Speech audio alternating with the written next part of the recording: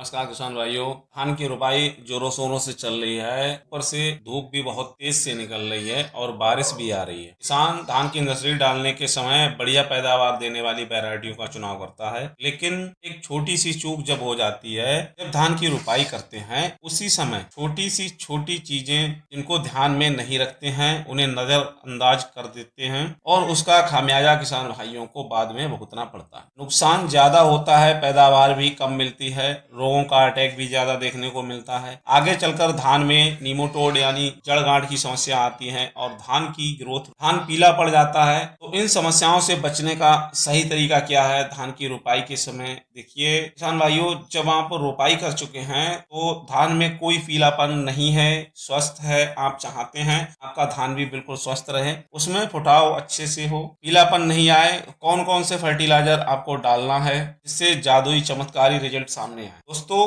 धान में कई बार रोगों का अटैक होता है जिससे किसान भाइयों का खर्चा भी अधिक होता है। तो हमें आज उस खर्चे को भी बचाना है। अगर आप धान की खेती कर रहे हैं तो आज की वीडियो आपके लिए बहुत इंपॉर्टेंट होने वाली है, तो आप वीडियो को पूरा लास्ट तक देखें। यहाँ किसान भाइयों, नर्सरी तैयार हो चुकी है और नर्सरी का प्लांटेशन करने जा रहे हैं तो आपको नर्सरी में एक फंगीसाइड की स्प्रे कर देनी है। फंगीसाइड में आप M45 की स्प्रे कर सकते हैं। ये इसलिए जरूरी है क्योंकि प्लांटेशन के बाद जब धान के तने की मुख्य जड़ ग्रोथ नहीं करती है तो उसमें दूसरी जगह से जड़ें निकल आती हैं। कभी कभी ये फंगस की वजह से भी होता है। दूसरा कारण ये भी होता है कि जब हमारी नर्सरी जिस खेत में हम डाल रहे हैं, बीते वर्ष में आपको उस खेत में नीमोटोड की समस्या आई हो तो फिर से उसके चांस बढ़ जाते हैं, या लंबे समय तक नर्सरी में नमी बने रहने पर भी नीमोटोड की समस्या बन जाती है। जो बारीक धागे नुमा होते हैं ये जड़ों में लिपटे रहते हैं और जड़ों के रस को चूसते रहते हैं, जड़ें काली होकर सूखने लगती हैं। इसके उपचार के लिए आप नर्सरी में ही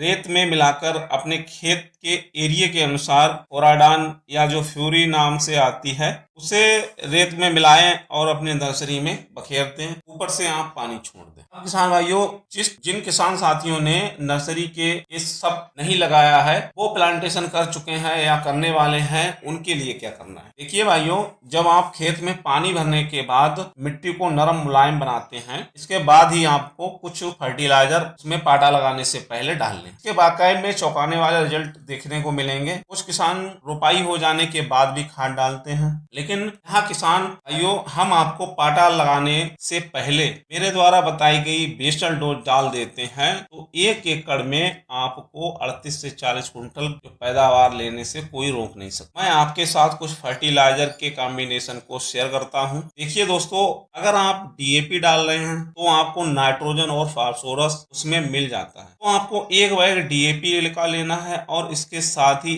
MOP म्यूरेट ऑफ पोटाश लेना है। इसके साथ ही एक ऐसी खाद के बारे में भी बताऊंगा जो बाद में डिस्कस करेंगे। भाइयों,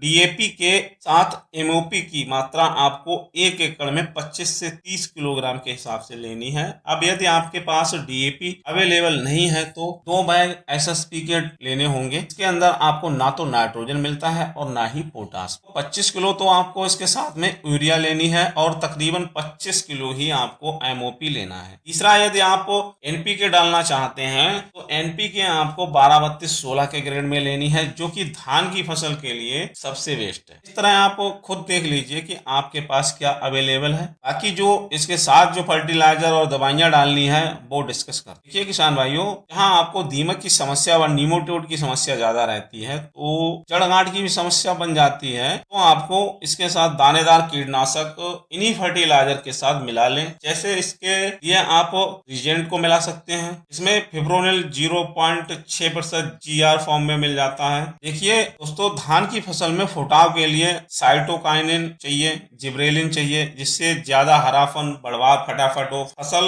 बढ़वार फटाफट पकड़े। उसके लिए कई फर्टिलाइजर आते हैं, कई तरह के टॉनिक भी आते हैं, लेकिन यहाँ आपको जो सबसे बेस्ट धानुका कंपनी के माइकोर सुपर को लेना है, जो एक बढ़िया प्रीमियम क्वालिटी का सीविड है। सीविड में दोस्तों जितना हो सके दानेदार सीविड का प्रयोग बिल्कुल ना करें। सीविड फर्टिलाइजर ऐसा होना चाहिए जो आसानी से और जल्द ही पानी में घुल जाए और उसकी जो परसेंटेज वैल्यू है वो भी सही। वीडियो को शेयर करना बिल्कुल ना भूलें। अपने चैनल पर ऐसे ही शानदार जानकारी की वीडियो लाता रहूंगा। अगली वीडियो के लिए हमारे चैनल को सब्सक्राइब करें। धन्यवाद। राम राम।